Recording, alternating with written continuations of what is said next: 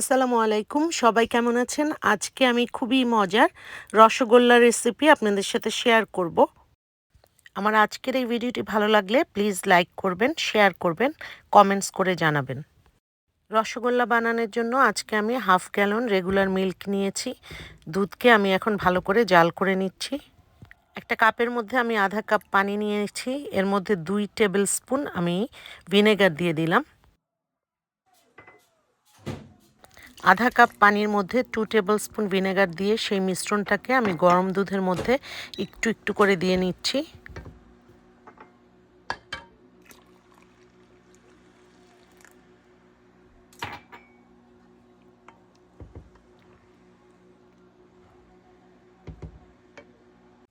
পুরোটা দুধ ছানা হয়ে গেছে। এখন আমি চুলা অফ করে দিয়েছি।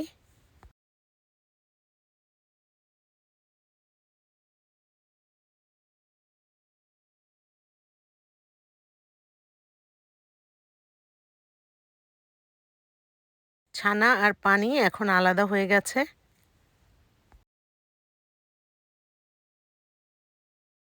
ছানাকে আমি এখন ছেঁকে নিচ্ছি।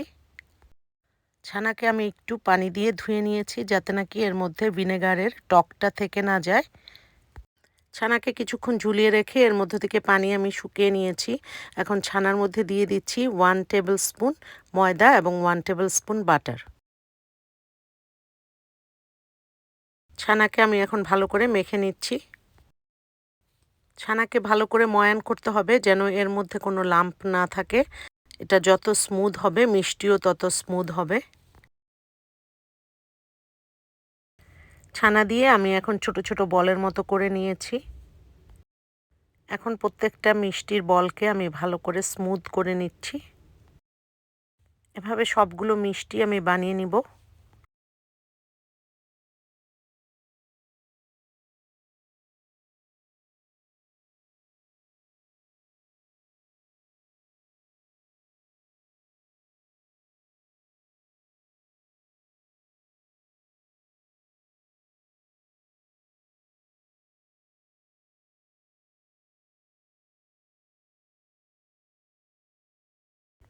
সবগুলো মিষ্টি আমি বানিয়ে নিয়েছি।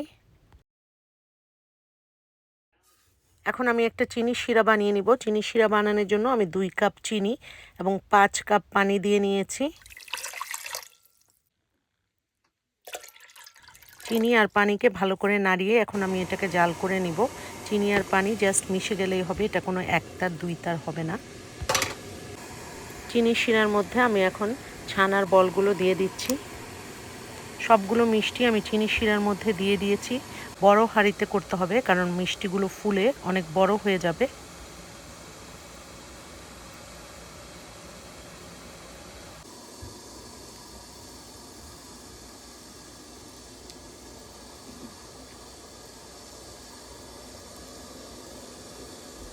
মিষ্টিকে ঢাকনা দিয়ে 20 মিনিট জাল করতে হবে। তারপর ঢাকনা উঠিয়ে আরও 10 মিনিট জাল করতে হবে। মিষ্টিগুলো ফুলে অনেকটাই বড় হয়ে গেছে। সো টোটাল 30 মিনিট জাল করার পর মিষ্টিগুলো তৈরি হয়ে গেছে। একটা মিষ্টিকে আমি পানিতে ডুবিয়ে চেক করছি মিষ্টি হয়েছে কিনা। খুব সহজে এবং ঘরে থাকা অল্প কিছু উপকরণ দিয়ে তৈরি হয়ে গেল খুবই মজার রসগোল্লা। আমার আজকের এই ভিডিওটি ভালো লাগলে প্লিজ লাইক করবেন, শেয়ার করবেন, কমেন্টস করে জানাবেন। Thanks for watching. আল্লাহ হাফেজ।